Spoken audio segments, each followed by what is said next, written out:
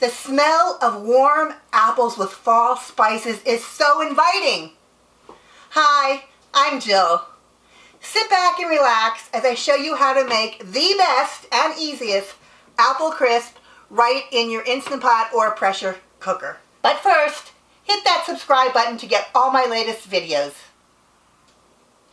Add chunks of peeled Granny Smith apples into the pressure cooker. Squeeze some lemon juice over the apples, a couple of tablespoons. Squeeze it real well. And then mix the apples with the lemon juice. This will prevent the apples from getting brown. Once that's mixed in, we're now going to add white sugar. Sprinkle that in. Here we've got ground cinnamon and crystallized ginger. Put that right into the pot. All right, now we're going to mix this all together. You want the apples to be nicely coated. So mix all of that in. Oh, it already smells good. All right, once that's mixed in, you're going to take some cornstarch and you're going to sprinkle it over the top.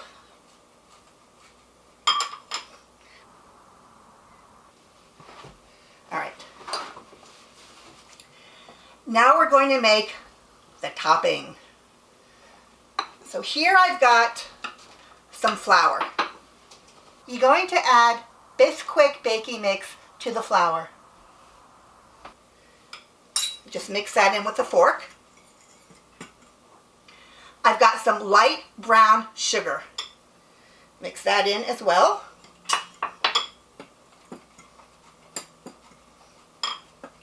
All right, so that's mixed in nicely.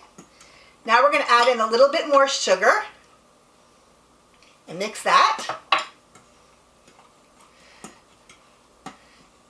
And we're going to add in some more cinnamon. You can never have too much cinnamon. Put that right in there. And we're going to add a little bit of freshly grated nutmeg. So just grate that right into your topping. It's going to be a streusel topping. There we go. And finally, we're going to add just a pinch of salt. The salt will bring out the sweetness in the sugar and the apples. All right, once that's mixed together, we're going to add in grated frozen butter.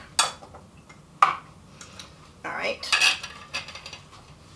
Look at that. Grated frozen butter. See that? You want to use frozen butter, it grates easily, and it's just easy to work with. So just put that right into the topping mix. Put it all in there.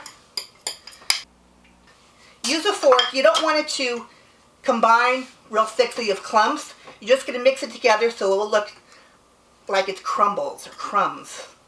Like that. All right, once that's mixed in, see, just quickly, just going to briefly do it. We're going to add in some grape nut nuggets. It adds a nice crunch. Put that in. Mix that through. And lastly, we're going to add in some rolled oats. And you want to get this nicely mixed. All right. There you've got the topping. All right, so now you want to take the topping and we're going to sprinkle it over the apples.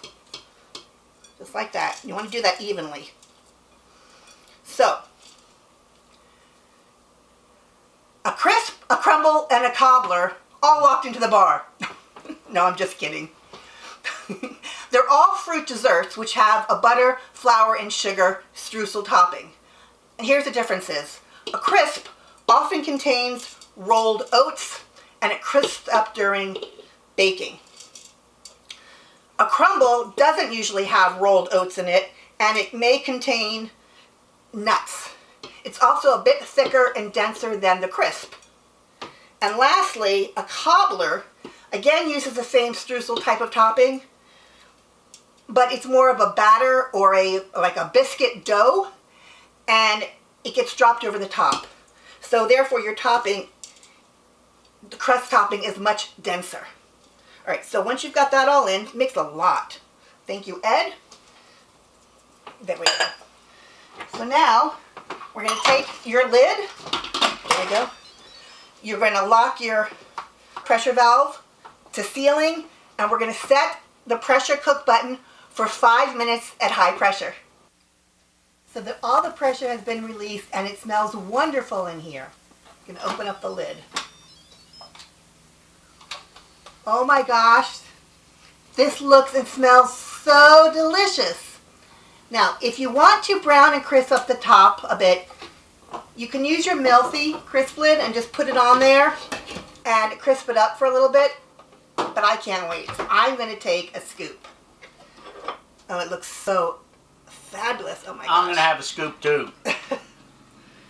Oh wow, look at this. The apples are cooked perfectly. The crust looks wonderful. Oh my gosh, it's nice and thick. There's no extra liquid in here. This is fabulous. Wowza, wowza, wowza. This looks so fantastic. It's hot. It's really hot. Let me get my fork out. Be perfect for some nice See cold vanilla ice cream. Oh my gosh, this looks so good. I really can't wait to try it. You know what? A nice scoop of vanilla ice cream with a drizzle of caramel would be on top. Would be so fantastic. Just drizzle that caramel on top. Oh my God, it's Didn't so I just good. say something like that? Did you say that? Well, minus the caramel, but yes. So we're going to go and Visit eat this thisOldgal.com for the complete recipe as Stay well right as many there others. because Because another recipe is on the way. Visit thisOldgal.com for the complete recipe as well as many others. Get comfy as another video is about to begin.